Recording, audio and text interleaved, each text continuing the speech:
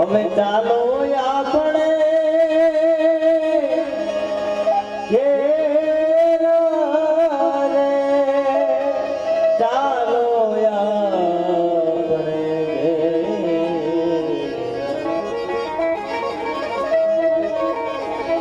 વિદાય થાય તે જોઈ વિજય કરવાનો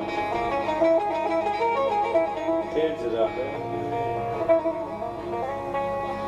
બે દિવસ જાય કુટુંબીજનો તેડવા જાય બાપ તેડવા ન જઈ શકે એવાય નિયમ છે દીકરીને તેડીને આવે ગામડામાં બાપ ફરિયામ બેઠા હોય દીકરી આવીને બધ ભરીને રડવા માંડે બાપ એમ કે બેટા કઈ જોઈએ છે હા તારે કઈ દુઃખ છે તો કે ના રડસ શું કામે દીકરી એમ કે બાપુજી તમે 2 દિવસમાં દુબળા પડી ગયા છો શાસ્ત્ર એવું કહે છે કેટલું પાત્ર ઊંચું છે ને એ સમજવા છે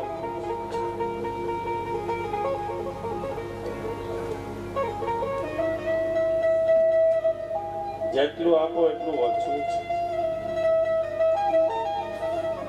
80 વર્ષના બાપનું મૃત્યુ થાય 60 વર્ષની દીકરી પોક મૂકીને રડે 60 વર્ષની દીકરી ઘરે દીકરાને ઘર દીકરા હોય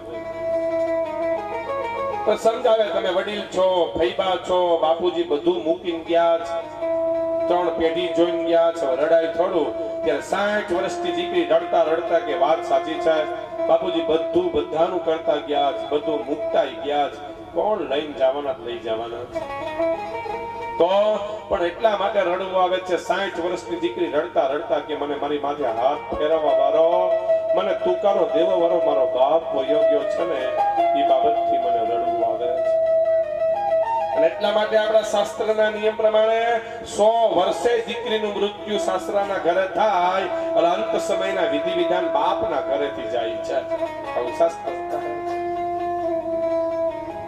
ન દઈ શકાય તો કાઈ નહીં દેવું તો નહીં જ સંપત્તિ લગ્ન સમય નો દેવી નથી વાય નથી દેવી મહેમાન આવ્યા જમાડવાની શક્તિ નો હોય તો નાસ્તો જે કઈ પરિસ્થિતિ હોય સમય હોય એ પ્રમાણે આપી દેવું પણ બેન અને દીકરીનો 1 રૂપિયો લ્યો ને એટલે ભવિષ્ય પુરાણમાં લખેલું છે બેન અને દીકરીનો 1 રૂપિયો લ્યો એટલે ગાયની બ્રાહ્મણની પર માટી ખાતી હોય એટલું પાપ લાગે છે શાસ્ત્ર કહે છે ન દઈ શકીએ કાઈ નહીં જિંદગીમાં લેવું તો એટલા માટે પેલા વેળો દાન દેવાનો અધિકાર છે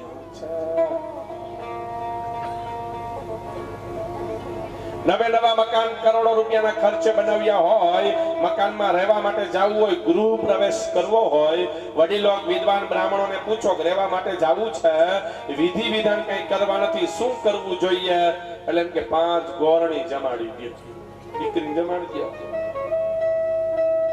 કુંવારી દીકરી હોય ચાંદલો કરી આવી અને ઘરે આવે એટલે પગ ધોયા પગ કોનો ધોવાય બધાને ખબર પડે છે ભોજન કરાવી આવી યથાશક્તિ મકાન બનાવ્યા છે આપણે રહેવું છે આપણે ખર્ચો આપણે કર્યો છે છતાં જમાડવી પડે કોને અરે એ મૂકો કદાચ પેલાના સમયમાં તો 4 5 5 7 દીકરીઓ હતા 5 દીકરી માથે 6 દીકરી માથે પાછી દીકરી આવે ને 7મી દીકરી જન્મ થાય તો શું કહેવાય લક્ષ્મીજી આવ્યા 6 દીકરી માથે 7મી દીકરી આવે તોય બોલો લક્ષ્મીજી આવ્યા અને 7 દીકરી માંથી એકનો એક દીકરો આવે તેમ ન કહેવાય વિષ્ણુ ભગવાન આવ્યા છે ભલે ને એકનો એક દીકરો હોય તોય નહીં એટલા માટે શાસ્ત્રમાં વર્ણન છે ભગવાન ખુદ કપિલ ભગવાન 9 બહેનોના લગ્ન 9 ઋષિ સાથે ધામધૂમથી કર્યા છે સવા દાસ દાસીઓ ગાયો બધું દાનમાં મૂક્યું છે કપિલ ભગવાનની ઉંમર મોટી થઈ આશ્રમમાં બેઠા છે માં આવીને પગે લાગીને કહે છે બેટા હા મને ખબર છે તમે મારા દીકરા નથી તો 14 લોકના નાથ છો બોલો માં શું જોતું કઈ નથી મને એ કહો મોક્ષ પ્રાપ્ત કરવો હોય તો શું કરવું જોઈએ કથા 3 જગ્યાએ ચાલુ છે. સુતજી મહારાજ 88,000 ઋષિ મુનિઓને નેમી સારણીમાં જ્ઞાન આપે છે. સુખદેવજી મહારાજ રાજા પરીક્ષિતને ગંગા નદીના કિનારે જ્ઞાન આપે છે. અને કપિલ ભગવાન પોતાના આશ્રમમાં ભગવાન ખુદ માતા દેહૂતીને જ્ઞાન આપે છે. માં મોક્ષ પ્રાપ્ત કરવો હોય તો મારું નામ લેવું, ભગવાન કહે છે. અને વાતે સાચી, ભગવાનનું નામ જ કેવું છે, જાગતા ઉઠતા બેસતા સૂતા ગમે ત્યારે ગમે તે સમયે ગમે તે સ્થળે જગ્યાએ નામ લઈ શકાય છે. અમુક મંત્ર આસન વગર નો બોલાય, અમુક શ્લોક સમય વગર નો બોલાય. ભગવાનનું નામ બધે લેવાય. સારું કામ હોય, મહેમાન આવ્યા હોય, આવો આવો પધારો પધારો કહેવાય. કામ પૂરું થાય મહેમાન વયા જાય ત્યારે આવજો પાછા પધારજો એમ કહેવાય. પણ ઈના ઈ જ મહેમાન આપણા ઘરે મૃત્યુ થયું હોય ખરખરે આવે કહેવાય આવો એમ? ભલે ઈના ઈ જ મહેમાન હોય. ભગવાનનું નામ લેવાય. ભગવાનનું નામ જાગતા ઉઠતા બેસતા સૂતા ગમે ત્યારે ગમે તે બધે હાલે. એ બટેટા જેમ બધે હાલે ને ભગવાનનું નામ બધે ગામડામાં છે ને બટેટા બધે હાલે. લગનમાં હાલે, દાડામાં હાલે બટેટા.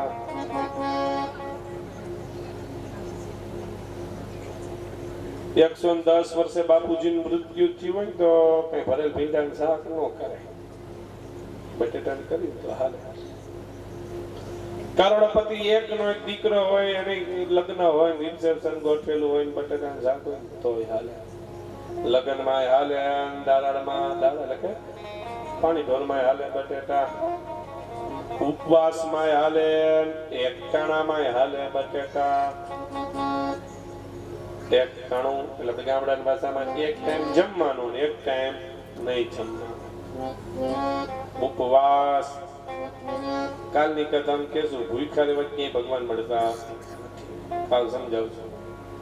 પણ છતાં ઉપવાસમાં અમુક વસ્તુ જમાય જ નહીં. એક ટાણામાં અમુક જમાય પણ બટેટા બેયમાં હાલે.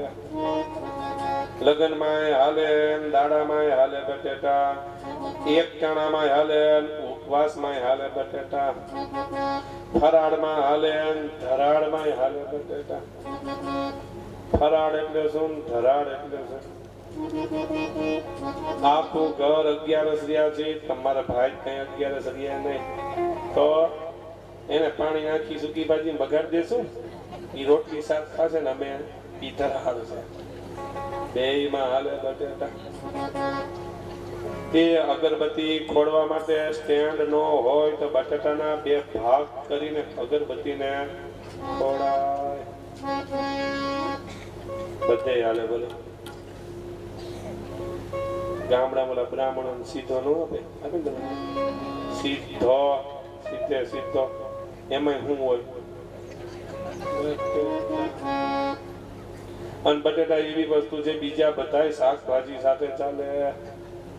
અમુક શાકભાજી ભેગું ન ભળે, બટેટાને બધે. મહેમાન નો ફોન આવે 11 સાડા 11 આવવાના છે, રસોઈ બનાવજો. ઘેરે ફોન કરે મહેમાન આવવાના છે 5 જણા, રસોઈ બનાવજો. મહેમાને ટાણે ફોન કરે. આ છાયલું હોતા સુધાર્યા ના બટેટા. બીજા શાકભાજીને 2-5 દિવસ થઈ જાય તો એનામાં ફેરફાર થઈ જાય. એટલે કે દેશી ભાષામાં શાકભાજી લંઘાઈ જાય. બટેટાને કાંઈ ન થાય. એમ ભગવાનનું નામ જાગતા ઉઠતા બેસતા સૂતા ગમે ત્યારે ગમે તે સમયે ગમે તે જગ્યાએ નામ લેવાય. હે માં, જન્મ અને મરણનો ફેરો કરી જાય છે. એનો જાતીય સ્વભાવ ન છોડી શકતા હોય તો જીવે કેમ જાતીય સ્વભાવ છોડવો જોઈએ? શિયાળો આવે એટલે શિયાળાનો સ્વભાવ છે. શિયાળામાં ઠંડી લાગે તો ઓઢવું પડે, ન ઓઢવું પડે, કારણ કે એનો સ્વભાવ છે. ઉનાળો આવે ત્યારે વધારે કપડા પહેરી નીકળજો, લ્યો. ન નીકળી શકાય, ગરમી થાય, કારણ કે ઉનાળાનો સ્વભાવ છે. ચોમાસું આવે ત્યારે ભેજવાળું વાતાવરણ, પાણી જ દેખાય, કારણ કે એનો સ્વભાવ છે. એમ ભગવાનનું નામ એવું છે, જાગતા ઉડતા બેસતા સૂતા એના રંગમાં રંગાઈ જવાનું છે, એની સાથે જોડાઈ જવાનું છે. ભગવાનના નામ સાથે જોડાઈ જાય ને તો જન્મ અને મરણનો ફેરો કરી જાય છે. સીતારામ તણા સતસંગમાં, રાધે શ્યામ તણા તું રંગમાં, રંગાઈ જાને રંગમાં.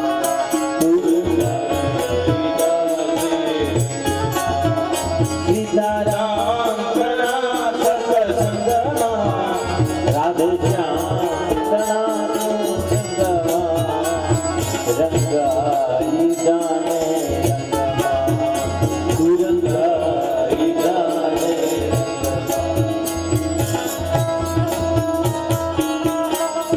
રંગમાં રંગાવા જોઈશું ભગવાનના નામમાં.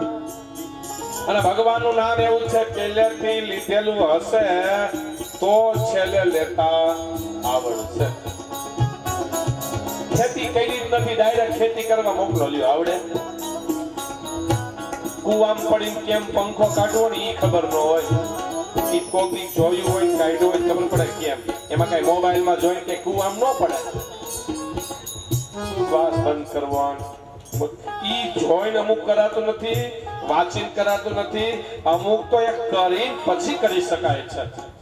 એમ ભગવાનનું નામ એવું છે, પહેલેથી લીધેલું હશે તો આવડે છે. પણ આજે ભજશું કાલે ભજશું સીતારામ, જ્યારે ભજશું રાધે.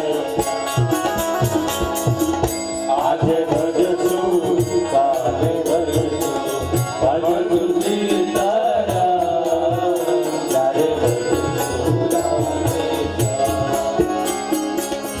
સ્વાતા ખૂટશે નાડુ તૂટશે, સ્વાતા ખૂટશે નાડુ તૂટશે, સ્વાતા ખૂટશે નાડુ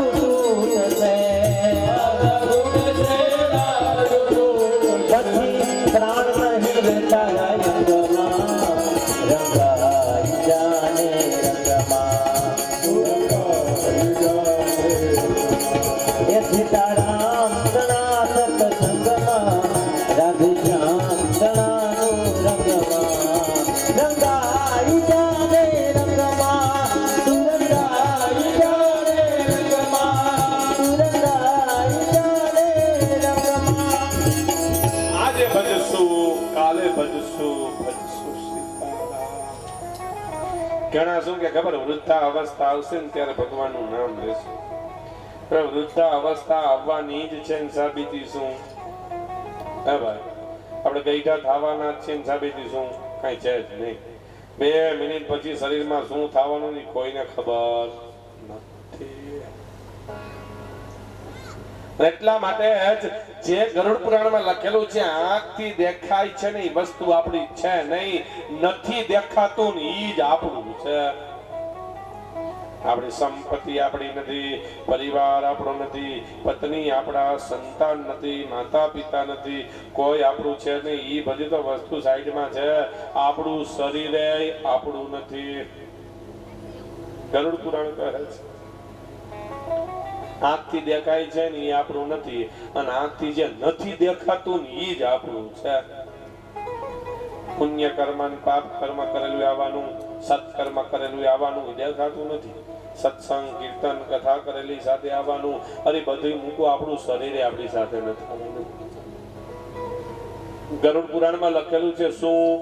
શરીરને આત્માને કોઈ પણ જાતનો સંબંધ છે નહીં. શરીરને હાથને સંબંધ, શરીર જાય ને હાથ જાય, શરીરને પગને સંબંધ, શરીર જાય ને પગ જાય, શરીરને મસ્તક માથાને સંબંધ, શરીર જાય ને માથું જાય, અને શરીરને આત્માને કોઈ પણ જાતનો સંબંધ છે નહીં. સંબંધ હોય તો આત્મા જાય ને શરીર નો જવું જોઈએ નહીં. ઋણાના બંધન છે ત્યાં સુધી બંને ભેગા રહે છે. ઋણાના બંધન પૂરા થઈ જાય એટલે આત્મા શરીર છોડીને ચાલ્યું જાય. પછી શરીર સૂતું હોય તો ભલે, શરીર ચાલતું હોય તો ભલે, શરીર જમતું હોય તો ભલે, શરીર વાતું કરતું હોય તો ભલે, એ રસ્તામાં હોય તો ભલે, ઘરે હોય તો ભલે, આત્મા ઈને ઈ સેકન્ડે શરીરમાંથી વયો જાય છે. નથી કહેતા બાપુજી જમતા હતા ને જમતા જમતા પડી ગયા. શરીર ભલે જમતું હોય, આત્મા ચાલ્યો જાય. ચાલતું હોય તોય આત્મા ચાલ્યો જાય. આંખથી દેખાય આપણું નથી, નથી દેખાતું એ આપણું છે. એટલા માટે ઉદ્ધાર કરવા માટે ભગવાનના નામ વગર જીવનો ઉદ્ધાર નથી. અને કલયુગમાં ભગવાનનું નામ જ મહાન છે. એવું ભાગવતમાં નહીં, તુલસીજી રામાયણમાં પણ લખી ગયા છે. કલિયુગ કેવલ નામ યાદારા, સુમીર સુમીર નામ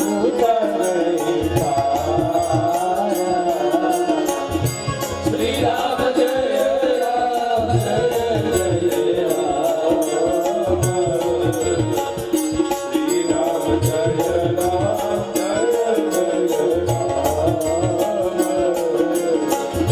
મંગલ ભાવાયા મંગલ હારે, રામ જય રામ જય જય રામ, પ્રભુ દશરથ હાજી રમિયા,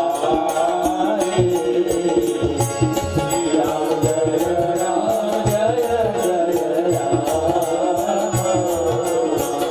શ્રી રામ જય રામ જય જય રામ.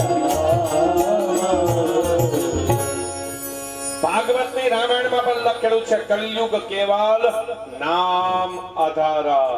ભગવાનના નામનો જ આધાર છે. સુમિનર સુમિનર પાવા. અને ભગવાનનું નામ એવું છે, હાથ હશે કરો ઘરના કામ, મુખથી બોલો સીતારામ. ભગવાનનું નામ લેવા માટે સ્પેશિયલ બેસવું પડે એવું નથી. કામ કરતા કરતા નામ લઈ શકાય છે. કપિલ ભગવાન મહાદેવ બુદ્ધિને સાંખ્ય યોગનું જ્ઞાન આપે છે. આટલી કથા સુખદેવજી મહારાજે રાજા પરીક્ષિતને કીધી.